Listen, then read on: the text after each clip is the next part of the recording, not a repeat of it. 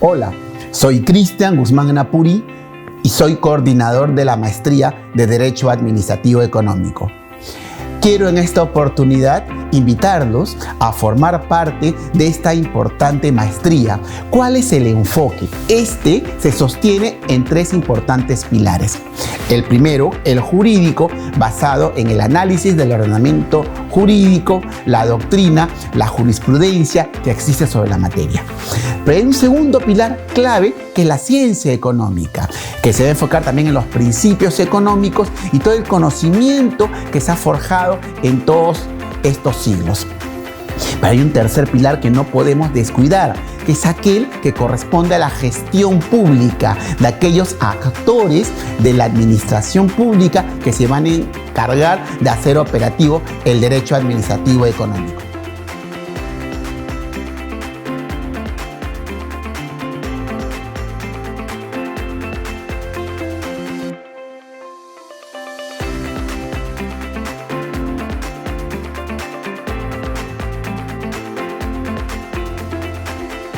Los invitamos entonces a matricularse en esta importante maestría. Muchas gracias.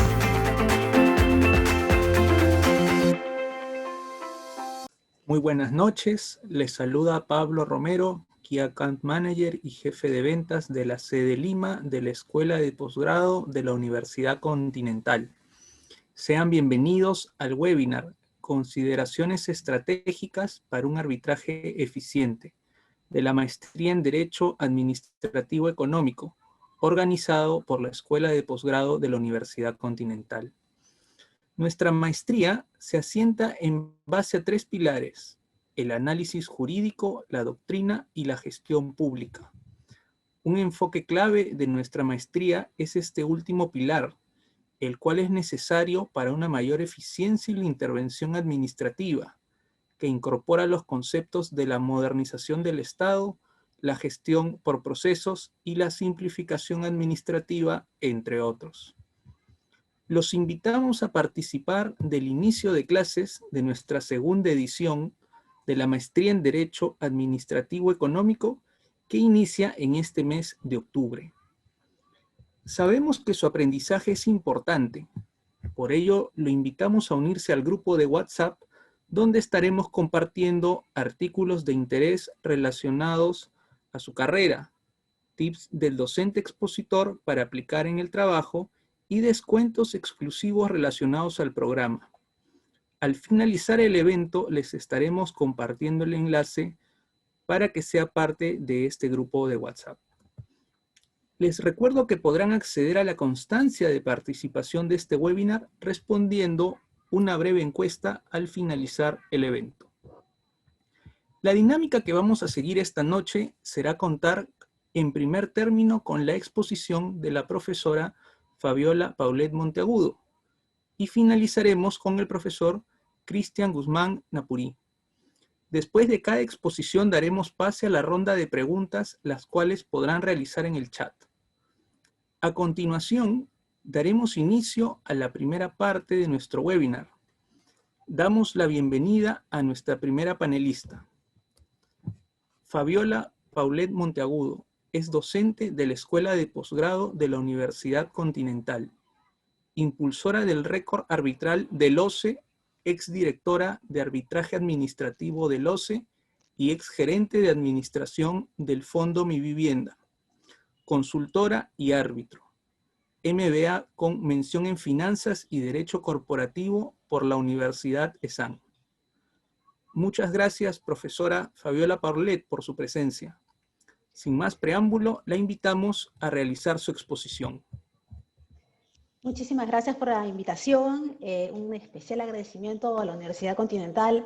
Gracias a todas las personas que el día de hoy se han dado cita para compartir algunos conocimientos y experiencias sobre el tema. Bueno, y sobre todo para recordar, seguro, algunos temas que ustedes también tendrán en cuenta y dominarán en el diario ejercicio profesional de su carrera. Entonces, por favor, voy a compartir pantalla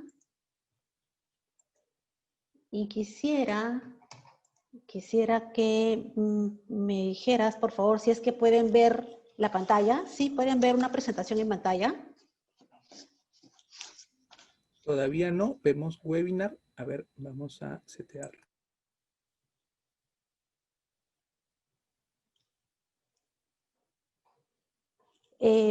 ¿Ya está, Pablo? Dice, expone Fabiola Paulet Monteagudo, pero me Sí, parece que es... Ah, ok, empezamos. excelente. Gracias, Pablo, Ok, gracias, empezamos. ahí. Muy bien. El día de hoy, como tema de reflexión, tenemos la introducción al análisis económico del derecho. Y la primera pregunta es, ¿qué es? Y antes de darles esa respuesta, previamente vamos a hacer un ligero paseo por esto. Quienes tienen al frente, ¿no es cierto?, es Ronald Coase, es un premio Nobel en Economía, un profesor emérito de la Universidad de Chicago, es abogado, es una genialidad. ¿Y qué es lo que pasó con Ronald Coase? Él se le atribuye ser fundador del análisis económico del derecho. Él en el año 1960 aproximadamente había escrito un artículo que se llama El problema del costo social. Ese artículo en particular ha tenido muchísimas reproducciones y citas en la literatura económica. Pero no solamente en el año 60, el verdadero, digamos, artículo que lo catapulta a la fama y a la preeminencia y a la inteligencia, ¿no?, que tiene este hombre, es que en el año 1967 escribe un artículo que habla sobre la naturaleza de la empresa. Y la particularidad de este artículo es que explica en ese artículo que el sistema, explica que cualquier sistema de asignación de precios tiene un costo y que es posible hacer un análisis económico de las reglas, las normas legales, las formas de organización y los métodos de pago. Entonces, por un instante vamos a entrar a la forma en que Ronald Coase comienza a sustentar su línea y su teoría con las siguientes premisas. Vamos a ver. Señala, en un mundo donde no existe costos de transacción, o sea, en este instante todos tendríamos que volar a este mundo donde no existe costos de transacción, es decir, no hay costos de transacción de precio, no hay costos de transacción de tiempo, es un mundo donde no existe costos de transacción, donde es posible negociar todo. Y cuando hablamos de negociar todo, quiero que inclusive ustedes imaginen que la posibilidad de que ustedes tengan una licencia de funcionamiento, sea como persona natural o como persona jurídica, y que esta licencia de funcionamiento ustedes la puedan traspasar a la siguiente persona que ustedes consideren pertinente, porque le ceden el negocio o por cualquier otra razón. Entonces, imaginen un mundo donde es cero costos de transacción y donde es posible negociarlo todo. Y los derechos de propiedad están perfectamente delimitados. Es una también de las premisas importantes porque vamos a recordar que justamente esto es una de las piedras angulares, que los derechos de propiedad estén perfectamente delimitados. Entonces, en este mundo no importa, repito, no importa quién tiene los derechos de propiedad o quién es el responsable por las externalidades. El resultado de la asignación de recursos maximizará el valor de la producción de los agentes económicos. Y para agregar, citando a Reagan, que me permito darle una lectura literal, dice que en un mundo de competencia perfecta, información perfecta, cero costos de transacción, la asignación de recursos en la economía será eficiente y no será afectada por las normas legales en relación con el impacto inicial de los costos de transacción derivados de las externalidades.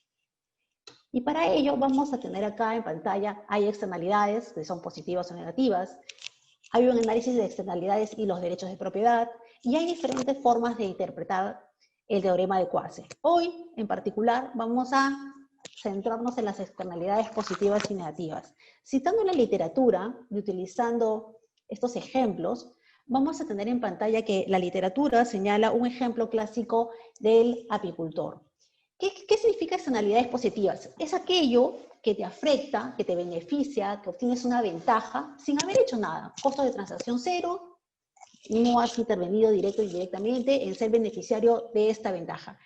Y el caso concreto es que, el ejemplo clásico en la economía, es que un apicultor coloca una colmena junto a un huerto de manzanos. Lo que ocurre al colocarlos, obviamente, junto a un huerto de manzanos, es que las abejas del apicultor van a producir una miel, digamos, porque liban naturalmente las flores del manzano y va a producir una mejor calidad de miel. Esto puede ser huertos de manzanos, o pueden ser eucaliptos, o cualquier otro.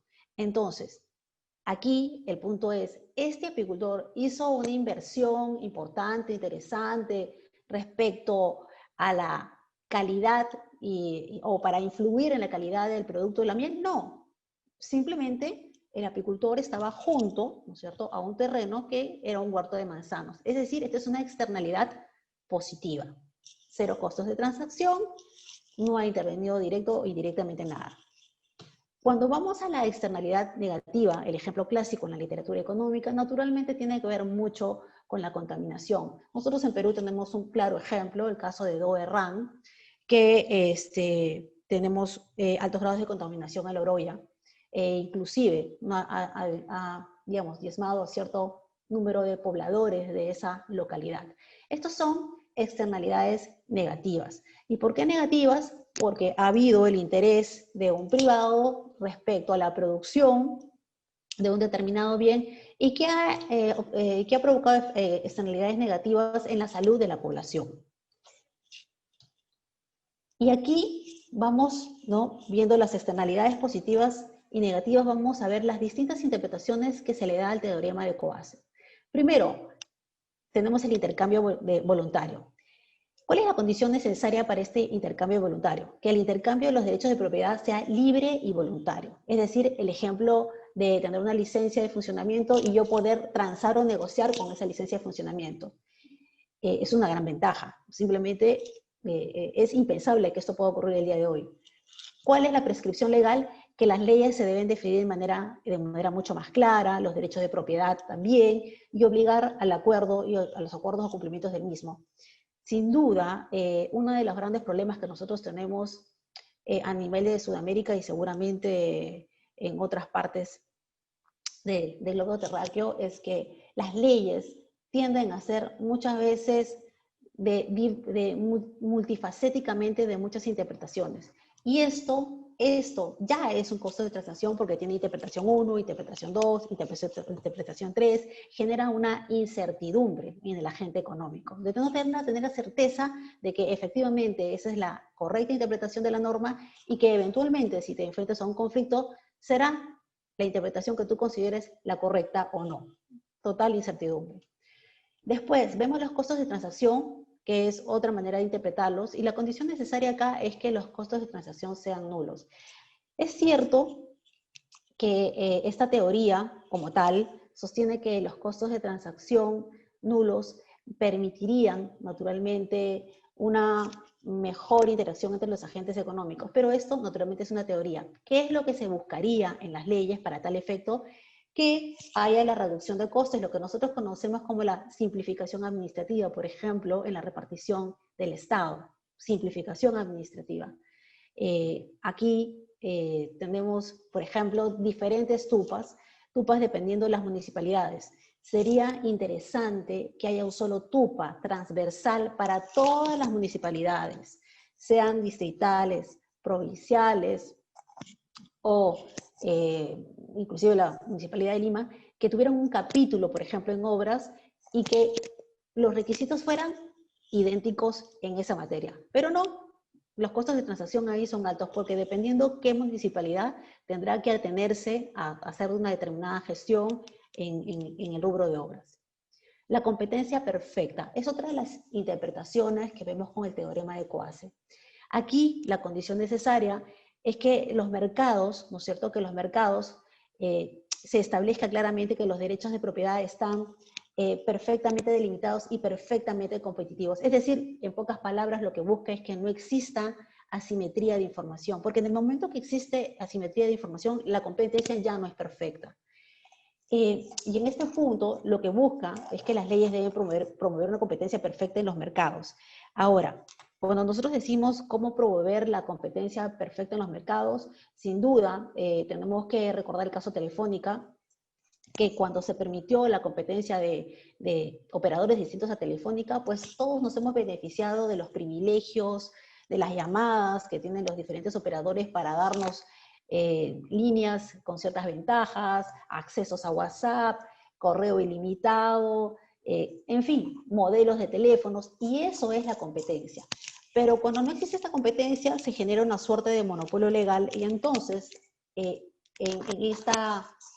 esta diferencia es que no funciona perfectamente los agentes económicos en el mercado, producto de una mala regulación. Otro ejemplo, por ejemplo, que podemos tener en el tema de la competencia perfecta es que todos aquí, y quienes han participado o tienen, digamos, conocimiento y dominio en los procesos de selección a cargo de la ley de contrataciones con el Estado, todos sabemos que hace más de 20 años que esta ley ha tratado, en verdad ha tratado por los diversos medios y diferentes modificatorias legales, creo que es una de las normas que más ha sido modificada en los últimos 20 años, y que permanentemente vamos a observar que pese a las insistentes modificaciones, se mantiene en el tiempo que desde el año 1998 a la fecha solo existe 2 postores en promedio por proceso clásico, y esto realmente no promueve la competencia. Esto, al contrario, eleva los costos de transacción.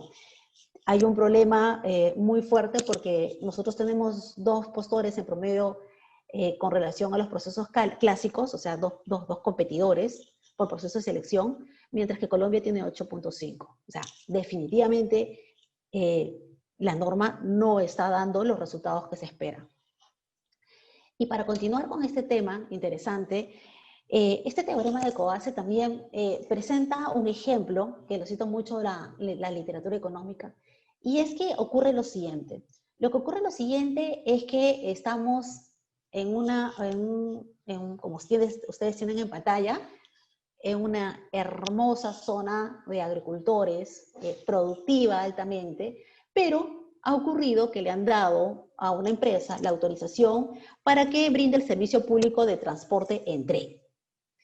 Atraviesa estos pastizales de estos agricultores cuyas tierras son protegidas, ¿no? Atraviesa, pero cada vez que atraviesa o con alguna frecuencia hay una chispa propio, ¿no es cierto?, de este motor, de este tren, y lo que genera incendios. Y los incendios naturalmente son una pérdida, ¿no es cierto?, para los agricultores, que si bien tienen tierras protegidas no quiere decir que no merezcan ganar económicamente el producto de su trabajo. Y aquí hay un enfrentamiento. Lo clásico sería, si esto lo sometiéramos de repente a alguna discusión o algún estudio de abogados, cada parte contrataría su estudio de abogados y una parte argumentaría que el servicio público de transporte es un beneficio para la sociedad, que debiera, ¿no es cierto?, privilegiarse sobre el interés de los agricultores. Y por otra parte, los agricultores invocarían el derecho de propiedad, que el derecho de propiedad es inalienable y además están en tierras protegidas. Habría una confrontación feroz entre ambas posiciones y seguramente cada uno tendrá sus argumentos de fuerza. Y la literatura, ¿no es cierto?, económica, sobre este punto señala, se hace un análisis, y voy a ser muy rápido en esto por el tiempo, se hace un análisis, ¿qué pasa si yo traslado a los agricultores? ¿Cuál sería mi costo? ¿Qué pasa si yo cambio la vía del tren para que no pase por estos pastizales? ¿Qué pasa si los compenso, ¿no es cierto?, a los agricultores? Y se van analizando todas las opciones y, como ustedes ven, la opción 4 es, ¿y qué pasa si cambio? O sea, ¿qué origina esta chispa? Lo que origina esta chispa es un problema de la instalación del supervisor que necesita una mejor tecnología. Pues, ¿qué pasa si yo invierto en esto y cambio el supresor? Lo que pasaría es que no habría enfrentamientos legales, no habrían estudios de abogados que tendrían que enfrentarse sobre la lucha respecto a cuál es el derecho que debe prevalecer, si el servicio público de transporte o el derecho de propiedad de estos agricultores con tierras protegidas, y tampoco se gatillaría el tema de los tribunales para que resuelvan el tema. Simplemente la solución iría por la instalación de este supresor, y como ustedes verán, es la decisión económica mucho más eficiente, que permitiría, ¿no es cierto?, acabar con este problema. Sobre este punto, si aplicamos el teorema de Coase al arbitraje, les he traído algunas hipótesis. Pablo, por favor, me avisas si estoy todavía en el tiempo. Y las hipótesis que les traigo el día de... Gracias. El día de hoy es la siguiente. Esto, por ejemplo, para los que están presentes, ¿esto es una externalidad positiva o negativa? En el año 2012, OCE lanzó el récord arbitral y en aquella ocasión, en la dirección de arbitraje que en aquella ocasión tuve el honor de dirigir, impulsamos esta herramienta virtual que a un solo clic te permitía tener información de un árbitro. ¿Por qué para nosotros era importante que los operadores de arbitraje tuvieran esta información? Porque tenías la oportunidad de saber las especialidades del árbitro, las instalaciones que ha tenido el árbitro para efectos de ver con quiénes, con alguna frecuencia o no, arbitra, si ha tenido sanciones, si ha tenido recusaciones. Y lo más importante, que era el objetivo de este récord arbitral, es estudiar las decisiones de estos árbitros a través de los laudos. Y tú te dabas cuenta que determinados profesionales tenían una línea doctrinal, una línea de decisión respecto a determinados puntos. Y esto es información que empoderaba mucho a las partes para efectos de su estrategia legal, a efectos de que no fueran casi vendados para saber si eventualmente su caso pudiera o no tuviera, ¿no es cierto?, la mejor de la estrategia al momento de diseñar la misma. Después, si nosotros, acá les pongo otro ejemplo. ¿Qué pasa, por ejemplo, si ustedes ven en la ley de contrataciones actual, te obligan que el laudo sea publicado en el SEACE, y te estoy poniendo este tema como ejemplo para el día de hoy, y el SEACE simplemente, en el momento que tú deseas publicar el laudo, pues no logras publicarlo, simplemente se cuelga, no funciona la plataforma. Entonces aquí va a haber un problema, una externalidad negativa, porque lo que podría ocurrir es que si no publicas ese laudo en la fecha pactada por las partes, pues esto va a originar no solamente la anulación del laudo, sino también una responsabilidad civil por parte de los miembros del tribunal. Y esto sí es una externalidad negativa.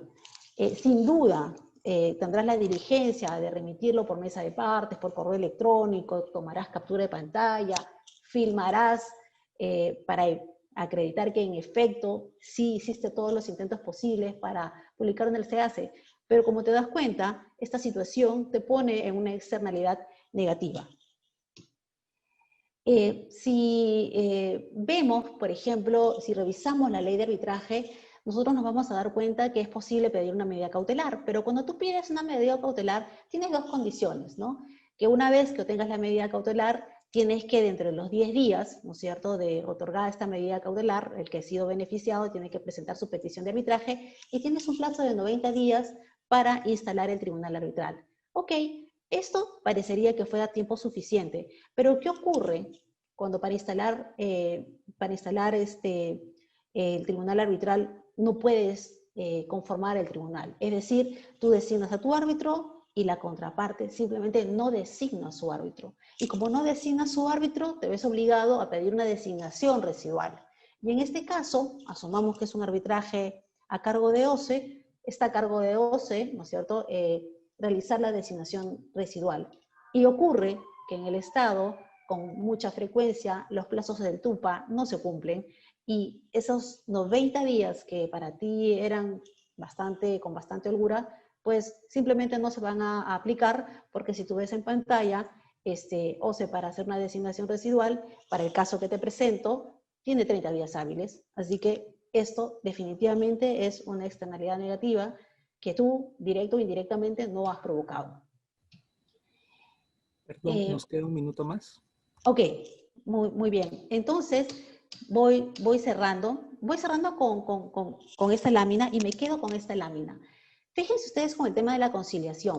Cuando ustedes van a iniciar un arbitraje en contratación pública, por ejemplo, previamente pueden pasar por la conciliación. Pero la conciliación como tal, como instrumento, como mecanismo, no ha calado en la sociedad. En realidad es un costo de transacción que las partes asumen porque la eficiencia de ese mecanismo no ha dado resultados. Sin duda, se me queda en el tintero explicar otros puntos más, pero para cerrar el tema con el tema de la conciliación, es que si tú estás en un proceso de conciliación, recuerda siempre, como consideraciones estratégicas para el arbitraje, que debes solicitar todas las pretensiones que consideres pertinentes. Porque si no solicitas todas las pretensiones, haces una relación de todas las pretensiones que sean pertinentes, cuando vas a arbitraje vas a tener una camisa de fuerza, porque no lo solicitaste en la conciliación. Y entonces ahora en arbitraje solo puedes tocar aquello que ha sido materia de discusión en el acta de conciliación. Muy bien, les agradezco mucho el tiempo, me he quedado y de repente con un poquito de exceso, gracias a ustedes, gracias a la Universidad Continental, gracias Pablo por el apoyo y quedo en sus manos para cualquier otra oportunidad. Muchísimas gracias. Muchas gracias, profesora Fabiola, por su exposición. Y ahora invitamos a nuestros asistentes a formular sus preguntas a través del chat para poder contestar algunas de ellas antes de iniciar con la segunda parte del webinar. Adelante, por favor.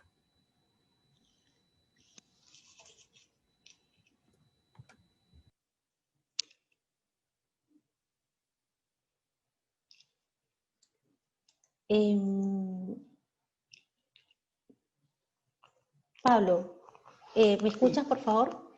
Sí. Voy a dar pase a responder algunas preguntas, ¿no? Sí. Voy a dar pase a responder algunas preguntas. Adelante. Para ello voy a... Ok. Listo. Me preguntan finalmente, ¿y cuál sería el concepto del análisis económico del derecho? ¿No? Porque esa fue la pregunta con que inicié. Y bueno, cuando les he explicado todo esto, en la definición que nosotros tenemos para lo que es el análisis económico de derecho, es que lo que busca es predecir los efectos económicos de las normas legales. Predecir los efectos económicos de las normas legales. Por ejemplo, si citamos otro ejemplo distinto a los señalados previamente, nos vamos a dar cuenta que en esa época de complicaciones sanitarias se han publicado una cantidad enorme, ¿no? Enorme de normas legales y muchísimas de ellas incoherentes, muchísimas de ellas contradictorias, que lejos de facilitar a nosotros los ciudadanos reinsertarnos en la economía, lo único que nos ponen son más trabas. Para citar, por ejemplo, uno de ellos, se publicó el decreto de urgencia 020-2020 y una de las condiciones, por ejemplo, en este decreto de urgencia, señala que, por ejemplo, para efectos en materia de arbitraje, es que una de las partes, especialmente el privado, tendría que asumir un costo económico, ¿no es cierto? Un costo económico a efectos de solicitar la anulación del laudo. Costo económico que no lo tiene la contraparte por ser una entidad del Estado. Entonces la pregunta es, ¿esto incentiva o desincentiva a los agentes del mercado? Naturalmente los desincentiva. Otro ejemplo, por ejemplo, es que si bien el arbitraje puede lograr tener soluciones de controversia de 6 a 1 año o 12 meses, dependiendo del caso, lo cierto es que hay una norma que no incentiva a los agentes económicos a, digamos, fortalecer, ¿no? la interacción y la solución. Porque una vez que tienes un laudo, y asumamos que este laudo es favorable para ustedes, lo cierto es que va a quedar a merced de la entidad si tiene la voluntad de pagar o no. Y si no tiene la voluntad de pagar, va a ser un problema porque vas a tener que activar otros mecanismos ante el Poder Judicial. Y si tiene la voluntad de pagar, te tienes que someter a una ley para efectos de que los pagos se realicen de acuerdo a una prelación de la norma. Y con relación a la prelación de la norma te darás cuenta que muchas veces ese laudo que tienes en la mano y que has ganado con mucho esfuerzo, pues no se va a cobrar en ese año inmediatamente, sino que va a estar sujeto a una cola de pagos pendientes por otras sentencias u otros laudos.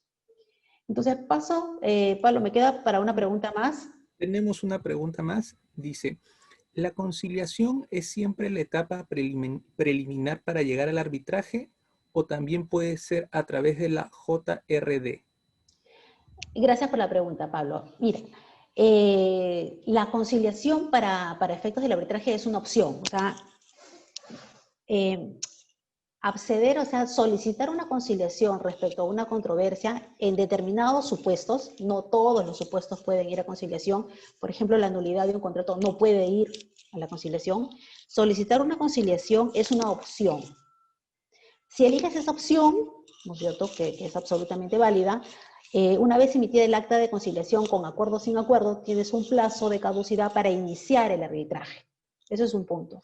Con relación a la JRD, la Junta de Resolución de Disputas es un mecanismo que está reservado para los contratos en obras. Y la Junta de Resolución de Disputas es competente, obviamente, desde el inicio de la obra hasta la recepción de la misma. Las decisiones que adopte la JRD son decisiones vinculantes. Pero una vez recibida la conformidad de la obra, las decisiones de la Junta de Resolución de Disputas puede someterse a arbitraje. Entonces son figuras totalmente distintas, Y hoy la JRD, con la experiencia de los panamericanos, ofrecen ser en este momento una herramienta más dinámica, más ágil y directa para efectos de resolver el conflicto cuando apenas nace, cuando tienen problemas de si se tiene o no que usar determinado material en obra. O sea, no va en escalada, sino se resuelve en el sitio de la obra. Y esa es una de las grandes ventajas de la JRD. Gracias, Pablo. Muy bien. Muchas gracias, profesora Fabiola Paulet, por sus comentarios en tan importante tema. Ahora, continuando con nuestro webinar Consideraciones estratégicas para un arbitraje eficiente, damos inicio a la segunda parte e invitamos a nuestro siguiente panelista. Cristian Guzmán Napurí. Es coordinador de la Maestría en Derecho Administrativo Económico de la Universidad Continental. Vocal del Tribunal de la Superintendencia Nacional de Salud, SUSalud. Abogado especialista en Derecho Público y Contratación Administrativa. Sin más preámbulo, lo invitamos a realizar su exposición. Adelante, profesor. Buenas tardes, ¿cómo están? ¿Se me escucha bien? Sí. Sí, perfecto. ¿Cómo están? Aunque creo que no se me está viendo. También lo vemos, profesor Cristian. Sí, perfecto. Ya. Muy interesante este tema acerca de cómo hacemos que un arbitraje sea más eficiente. La profesora Paulet, que me ha antecedido, ha hecho una exposición muy interesante sobre precisamente cómo se aplica el análisis económico del derecho al arbitraje, ¿no?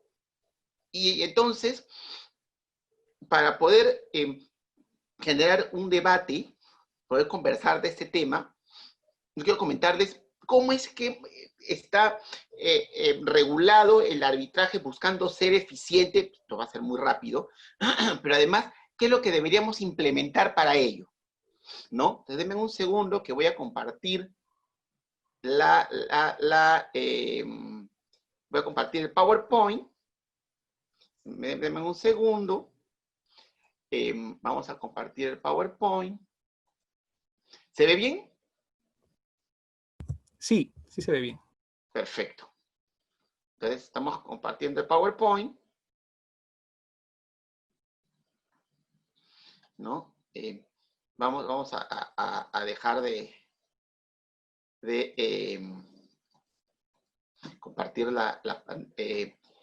el video un segundo para poder conversar a través del PowerPoint y procedemos entonces a conversar sobre este tema. ¿Ya?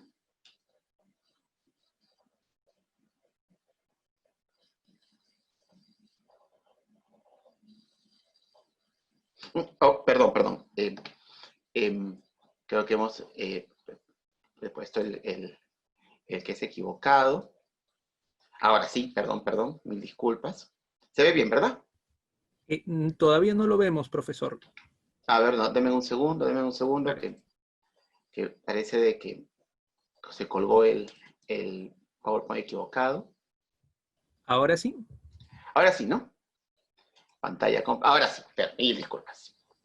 Muy bien, seguimos entonces. Muy rápido, ¿qué cosa dice la ley de arbitraje? El decreto legislativo que regula el arbitraje. Es el decreto legislativo 1071.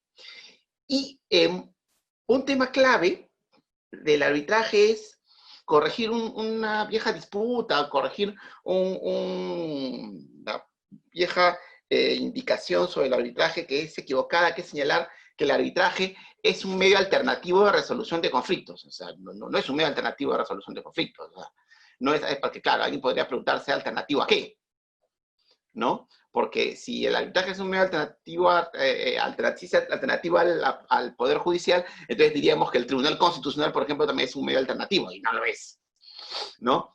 La conciliación, la mediación son medios alternativos de resolución de conflictos. El arbitraje no. El arbitraje es jurisdicción. O sea, el arbitraje es un mecanismo de impartición de justicia, ¿no? O sea, es un mecanismo jurisdiccional. Y sobre esto ya hemos visto jurisprudencia y doctrina en verdad importante, ¿no? Hay sentencias del Tribunal Constitucional donde éste ha señalado de manera expresa que el arbitraje es jurisdicción. Esto es importante para darle la posición constitucional, ¿no? Y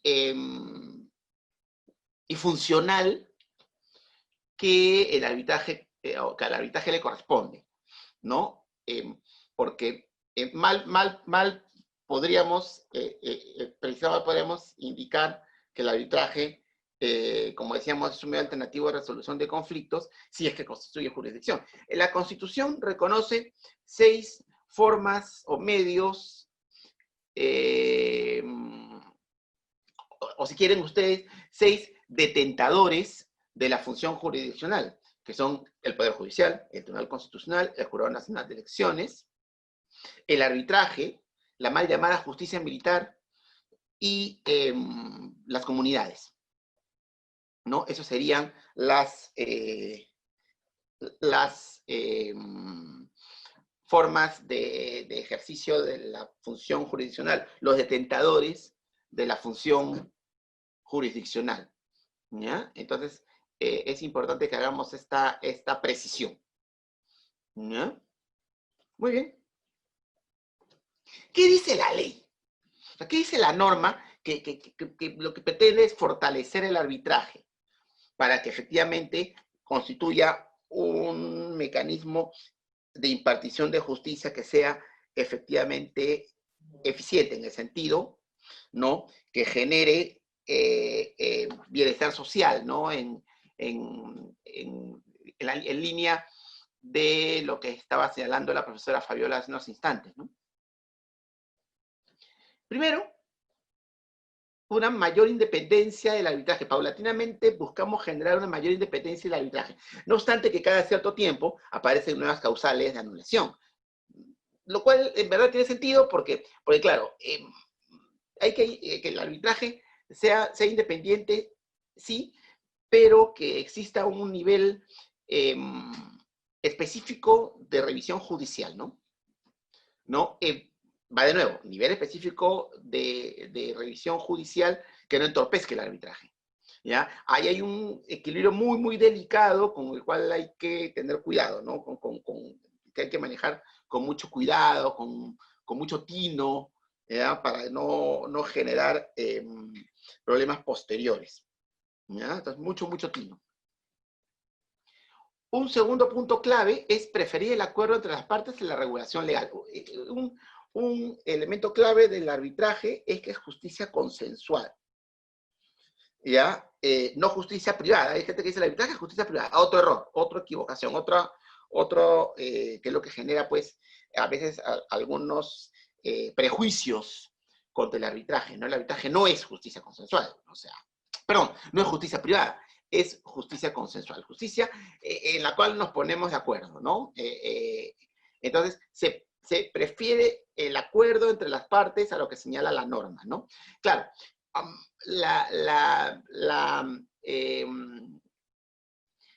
los reglamentos de los centros de arbitraje, tengo la percepción, no sé, Fabiola, luego nos dirás si estás de acuerdo con esto, pero yo tengo la percepción de que los reglamentos de los centros de arbitraje se están volviendo cada vez más reglamentaristas, disculpando la redundancia,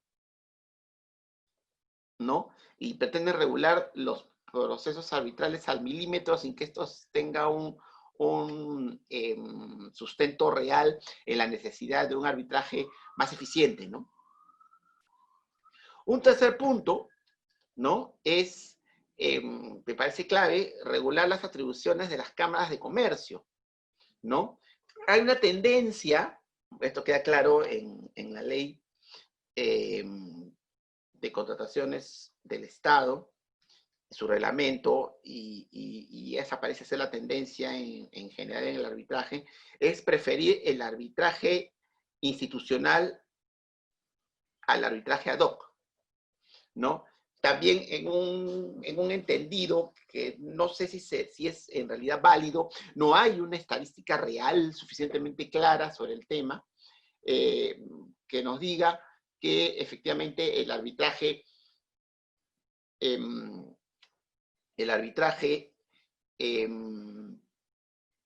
administrado o institucional es más seguro que el arbitraje ad hoc. No hay ninguna razón especial para sustentar eso, ¿no? Porque además, hechos de falta de probidad del arbitraje han ocurrido tanto en arbitraje ad hoc como en arbitraje institucional, ¿no? Entonces, si alguien me dice que el arbitraje institucional es una garantía de que el arbitraje se va a sustanciar de manera honesta, de manera proba, de manera eficiente, de manera eficaz, me está diciendo que en verdad no es cierto, ¿no? No necesariamente. ¿Ya? Y otro tema clave, ¿no? Es el refuerzo de la naturaleza consensual del arbitraje respecto a las concesiones procesalistas, que tengo la percepción que tienden a volver, que están tendiendo a volver en propuestas cuando yo voy pues o participo de foros, de conferencias sobre estos temas, me da la percepción, me da la sensación de que pareciera que se pretende tener de procesalizar el proceso arbitral para incrementar su rigidez. Entonces, en la práctica, ¿qué puede pasar? ¿Qué va a pasar? No solamente que el arbitraje va a ser más rígido en desmedro de las partes del proceso arbitral, sino sobre todo, ¿ya?, que vamos a tener un arbitraje más lento, ¿no? Y eso va a generar que el arbitraje se prolongue cuando una de las fortalezas del arbitraje es justamente su celeridad, una de varias fortalezas, ¿no? Y eso es algo que tenemos que precaver, que tenemos que ver que no se afecte, ¿no? Esta, como decíamos, esta naturaleza más bien célere, eficaz del arbitraje. ¿Ya? Entonces, esto es, hay que verlo con cuidado, ¿ya? Entonces, tenemos limitaciones al juzgador, ¿no? O sea, la idea es que el Poder Judicial intervenga solamente a través del recurso de anulación, que impide al Poder Judicial pronunciarse sobre el fondo de la controversia. ¿Ya? Esto es clave, esto no lo podemos modificar.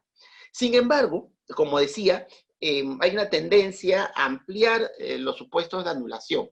Claro, a ver, si es que el laudo no está motivado, o su motivación es incoherente, o estamos frente a un vicio de la motivación, claro, estaríamos frente a una vulneración al debido proceso, y efectivamente sería una causal de anulación, en mi opinión. Otro supuesto es que no se haya respetado el principio de especialidad, ¿no? Acá también hay serios problemas porque hay una tendencia en algunos árbitros de aplicar el Código Civil en vez de aplicar la ley de contrataciones con el Estado y su reglamento en el contexto del arbitraje en contratación administrativa. Lo cual es claramente erróneo porque el contrato civil y el contrato administrativo son diferentes. Es más, yo tengo mis dudas si que el contrato administrativo realmente es tal, o realmente se le puede definir como contrato, porque el contrato es un acuerdo de voluntades destinado a crear, regular, modificar, extinguir relaciones jurídico-patrimoniales, ¿no? Entonces, el tema es el acuerdo de voluntades. No tengo muy claro si es que eso es realmente un acuerdo de voluntades. Probablemente concurre la voluntad del proveedor, que luego se convierte en participante, luego en postor, luego en adjudicatario, luego en contratista, ¿no? Pero respecto de la entidad, tengo mis dudas, es que realmente la decisión de contratar es voluntaria. Yo creo que no. Yo creo que la decisión es una decisión cognitiva, ¿no? No es volitiva. No es una decisión volitiva, es una decisión cognitiva, tomada como resultado de un procedimiento administrativo, que es el procedimiento de selección, ¿no? Entonces, incluso podremos discutir que sea un contrato. Y en la manera como se forma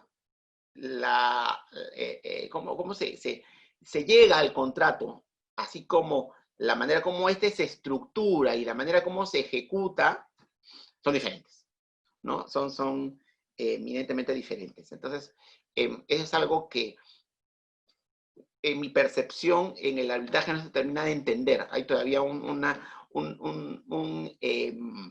resistencia de los árbitros a entender esto, ¿no? Que es algo que debe corregirse, ¿no? ¿Cabe el proceso de amparo contra laudos arbitrales? Sí, pero acá vemos que esto va a operar de manera excepcional, ¿no?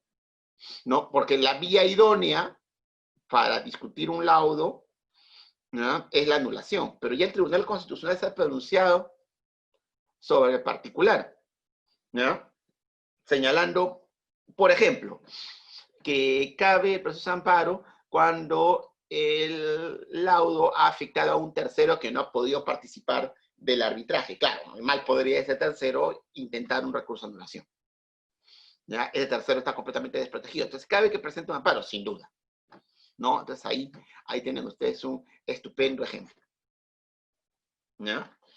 Entonces, y el proceso de amparo, recordemos que es un proceso constitucional destinado a proteger derechos fundamentales. ¿Qué derechos fundamentales? Aquellos que no están protegidos ni por el habeas corpus ni por el habeas data, ¿ya? Es un proceso constitucional, regulado por el Código Procesal Constitucional,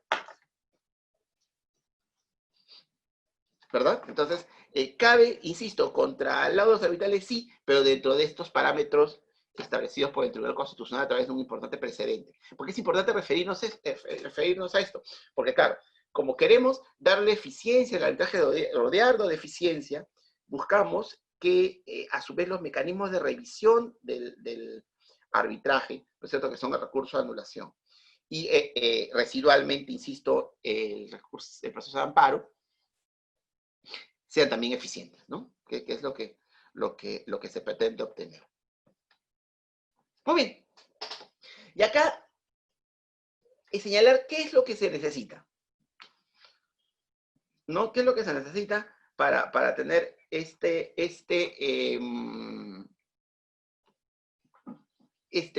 efecto de mayor eficiencia, ¿no? La idea es tener mayor eficiencia, ¿no? Un primer tema es el acceso a la información y ampliar el récord arbitral.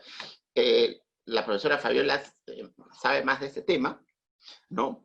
Que el récord arbitral tenga toda la información de los árbitros, ¿no es cierto?, sus recusaciones, los laudos que ha emitido, los recursos de anulación que se han presentado contra sus laudos, y etcétera, ¿no? Un segundo punto que me parece clave, ¿ya?, es asegurar la imparcialidad de la ética arbitral. ¿A qué nos estamos refiriendo? ¿No? Si ustedes revisan el reglamento, van a ver que en materia de ética arbitral no existe esta imparcialidad, ¿ya? Porque este órgano que se ha creado está conformado por representantes del Estado, más no por representantes privados, más no, lo cual es un problema que a mí particularmente me preocupa, porque eventualmente puede haber un uso político, o si quieren un mal uso, ¿ya?, de este mecanismo, ¿no? Esto es un tema que podemos luego discutir, pero que nos permite darnos cuenta de la importancia de la ética arbitral, sin duda, pero la importancia de que quien a su vez se encarga de fiscalizar esa ética arbitral lo haga con transparencia y con imparcialidad, ¿ya? Un tercer punto es la implementación de mecanismos transparentes para que el Estado designe a sus árbitros. O sea, en un proceso arbitral, el Estado tiene que designar de manera transparente. Yo noto, ¿ya?, que esa designación sigue sin ser transparente, por más de que se ha intentado establecer este procedimiento previo para la designación, ¿no? Cuando yo estaba en el Ministerio de Justicia, yo he sido jefe de asesoría jurídica en el Ministerio de Justicia hace muchos años, pero cuando estábamos ahí, intentamos emitir una directiva en ese sentido, ¿no? O sea, para que el procurador pueda señalar un árbitro determinado, debía ser designado una terna presentada por el procurador, ¿ya? Y revisado esto por una comisión, digamos, formado por el jurídico, el jefe de jurídica, el secretario general y el jefe de administración. ¿Qué les parece? Pero muy rápido, una revisión muy rápida acá en ellos de los candidatos, y claro, y que el titular lo valide, ¿no? Esto le da, como decíamos, cierta imparcialidad o una mayor imparcialidad a la determinación del árbitro. Ustedes van a ver que hay entidades públicas que designan siempre el mismo árbitro. Yo lo digo por experiencia. Yo he estado en tribunales arbitrales donde el árbitro de la entidad era siempre el mismo, ¿no? Y entonces eso está ligado a la limitación a la designación por las entidades públicas. O sea, ya, muy bien, un mecanismo transparente, pero además que esté limitado, pues, que haya una cantidad determinada de designaciones en un año, por ejemplo. ¿Ya?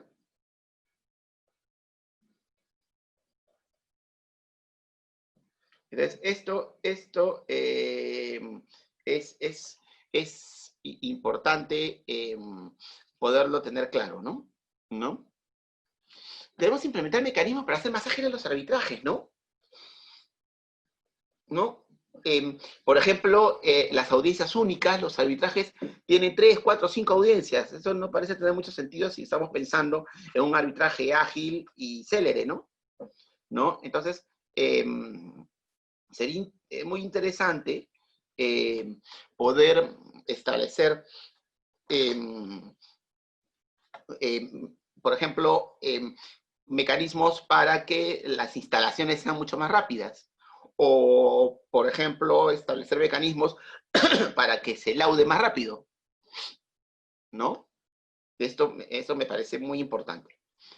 Y un último punto que me parece clave, que también hay que tomar en cuenta, es asegurar la especialización de los árbitros, ¿no? Sobre todo en contrataciones y en derecho administrativo. Y en yo creo que hay dos elementos claves. Publicaciones y docencia. Yo creo que ahí la directiva que regula el registro de árbitros le está faltando ahí un ajuste, ¿no? ¿No? O sea, que este candidato árbitro tenga publicaciones sobre el particular, porque claro, y sobre todo que ejerza la docencia, ¿no? Que sea alguien que maneje el tema y que maneje el tema con verdadera amplitud, ¿no? Bien, yo termino ahí muy rápido mi exposición porque vamos a dejar para las preguntas y el debate, pero les quiero contar muy rápidamente acerca de la maestría. Bueno, al inicio ya vieron un video muy corto en el cual este humilde servidor presenta la maestría, pero muy rápidamente les cuento de qué trata, ¿no? otorga el grado académico de maestro en Derecho Administrativo Económico, otorga un conjunto de certificaciones adicionales. Miren, esto es bien interesante, ¿no? Además, hay un artículo que hemos publicado hace poco sobre las certificaciones adicionales que invito a revisarlo en el blog de la Escuela de Posgrado, que explica con más amplitud cómo es que operan estas certificaciones adicionales, ¿no? Tenemos el programa de especialización en Derecho Administrativo, tenemos el programa de especialización en Derecho y Economía, el programa de especialización en Regulación, y nos da también un diplomado en Derecho Administrativo y Promoción de la Inversión Privada. Interesante, ¿verdad? Es muy, muy interesante. Tenemos en el plan de estudios 5 ejes temáticos. Un eje temático de Derecho Administrativo en general, un conjunto de cursos que sirven de base, de sustrato para la construcción que contiene la maestría, que es evidentemente necesario para ello.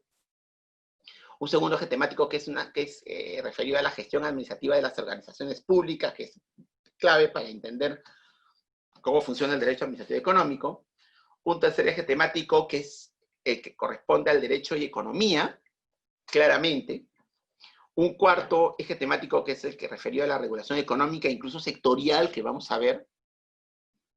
Y un quinto punto que me parece fundamental, que es la investigación. Hay que fomentar la investigación porque en el Perú no investigamos, no escribimos, no sacamos revistas, no sacamos libros, no escribimos muy poco. En comparación con otros países, ¿no? Es poquísimo, ¿no? Entonces tenemos que producir mucho más, ¿no? Es básico tener esto, ¿no? Es básico tener esta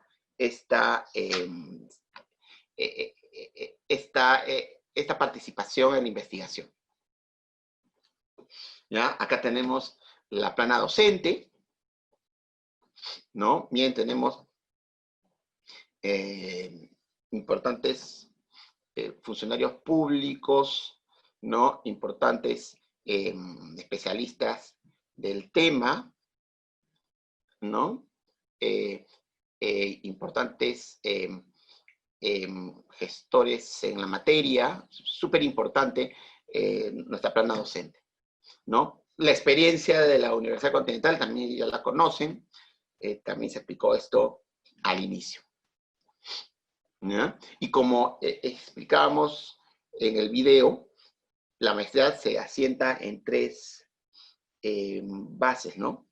Una primera, que es en la ciencia jurídica, otra segunda, que es la ciencia económica, y otra tercera, que es la gestión pública, ¿verdad? Entonces, claro, esta no es una maestría de economía, no es una maestría de gestión pública, queda claro, pero son las áreas en las cuales nos vamos a apoyar para poder dictar los cursos, ¿no? Y la importancia del impacto positivo, ¿no? Bien, entonces, muchas gracias por la atención. Entonces, quedamos para absolver las preguntas que nos tengan a bien formular. Gracias, profesor Cristian. Invitamos a nuestros asistentes a que puedan dejar sus preguntas a través del chat y comenzamos con la primera de ellas. Y acá Luis Cáceres pregunta, ¿por qué solo la especialización de abogados para el arbitraje? ¿Por qué no se impulsa también la especialización de ingenieros para ser árbitros? Porque ellos son los que están directamente relacionados con la ejecución de obras. Ajá, muy buena pregunta. Es que los ingenieros también pueden desempeñarse como árbitros. Ojo, debe tener la especialización respectiva, pero es más, yo he arbitrado muchas veces con ingenieros, ¿no? Ingenieros pueden formar parte de tribunales arbitrales. Como digo yo, el presidente del tribunal arbitral es el que tiene que ser necesariamente abogado, pero el árbitro designado por alguna de las partes puede ser ingeniero, ¿no? Y como les digo, yo he participado varias veces de arbitrajes con ingenieros, ¿no? Muy bien, gracias, profesor Cristian. Seguimos con la siguiente. Buenas noches, nos pregunta Héctor Ramírez, ¿cuáles son los requisitos que debe tener un profesional para realizar la actividad del arbitraje? Yo creo de que una especialización clave es el conocimiento en la materia de connotación administrativa, en materia de derecho administrativo, ¿no? Que tengan conocimiento o que tengan un comportamiento probo, por completo honesto, que tengan experiencia en la materia, ¿no? Como decía hace un rato, no necesariamente tiene que ser abogado, pero sí tiene que tener conocimiento de connotaciones con el Estado. Y el ejemplo que poníamos hace un rato de los ingenieros, me parece clave, ¿no? Porque yo conozco ingenieros que saben más que cualquier abogado de connotación pública, ¿no? Entonces, pero sí es necesario que el árbitro sea alguien que conozca muchísimo de estos temas y que esté muy, muy preparado, ¿no? Para poder resolver apropiadamente, ¿verdad? El arbitraje necesario en materia de connotación administrativa, sin duda. El problema es cómo aseguramos que ese árbitro sea el que resuelva de manera más eficiente, ¿no? Gracias, profesor Cristian. Continuamos con una más. Estela Trujillo nos pregunta, ¿existe la figura de abandono de la jurisdicción arbitral? El abandono, claro, el abandono, digamos, entendido como la conclusión del proceso arbitral producto de la inactividad. En realidad no, o sea, es más, no debería existir el abandono. Yo soy un enemigo del abandono. ¿Ya? Yo pienso que no debería existir, existe en el procedimiento administrativo, no debería existir en el procedimiento administrativo, tampoco en el proceso judicial, no tiene sentido. Si el juez es el impulsor del proceso, ¿qué podría ocurrir? ¿Qué sería lo que ocurriría para que haya abandono del proceso? O sea, por inactividad de alguna de la inactividad del demandante, pero si es el juez el que impulsa el proceso, no se me ocurre. No se me ocurre por qué tendría que ocurrir en un proceso arbitral menos, ¿no? En un proceso arbitral, ¿cuál sería la situación por la cual se tendría que declarar el abandono del proceso arbitral? Sin embargo, sí podría ocurrir que el proceso concluya, por ejemplo, porque no se han pagado los honorarios, ¿no? Eventualmente. O que el reglamento del centro de arbitraje o que las reglas del arbitraje implementadas o determinadas en el acta de instalación establezcan una causal de culminación del arbitraje. ¿Verdad? Entonces, no le veo mayor razón de ser a una figura como el abandono, ¿no? Muy bien, gracias, profesor Cristian.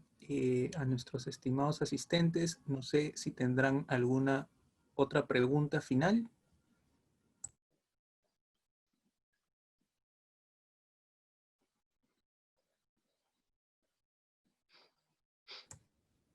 Muy bien.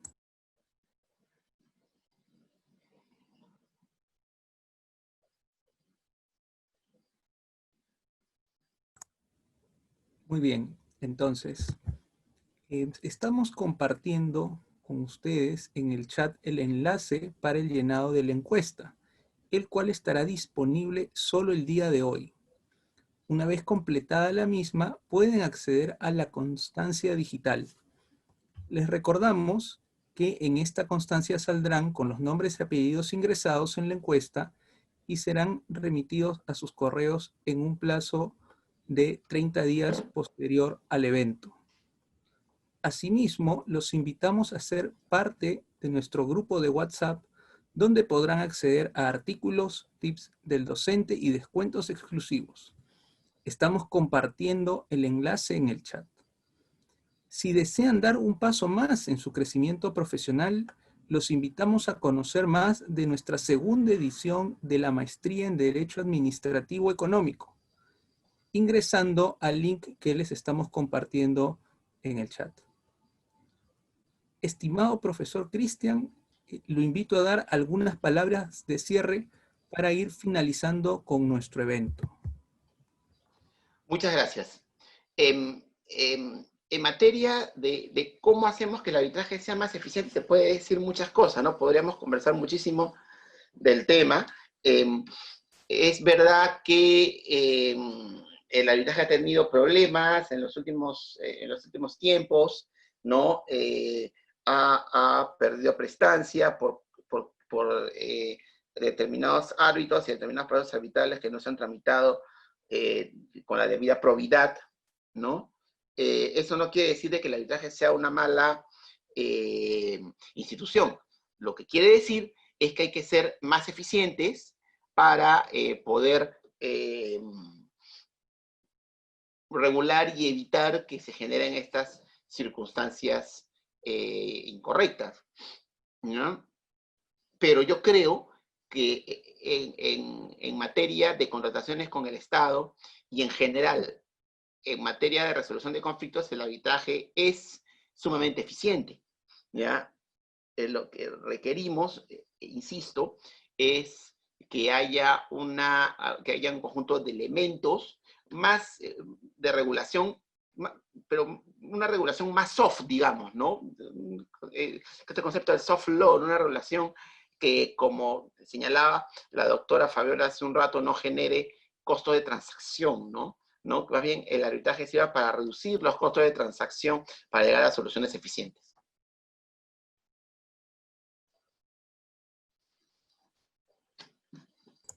Muchas gracias, profesor Cristian.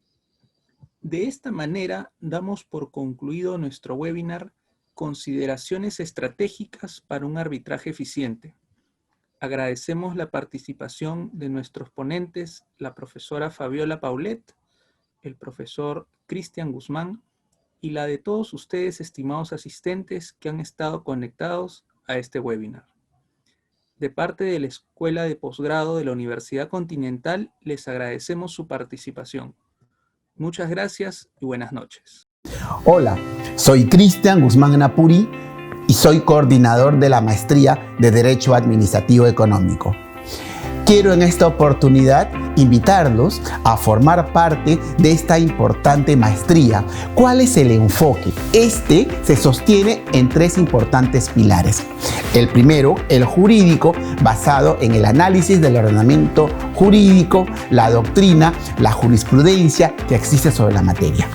Pero hay un segundo pilar clave que es la ciencia económica, que se debe enfocar también en los principios económicos y todo el conocimiento que se ha forjado en todos estos siglos. Pero hay un tercer pilar que no podemos descuidar, que es aquel que corresponde a la gestión pública, de aquellos actores de la administración pública que se van a encargar de hacer operativo el derecho administrativo económico.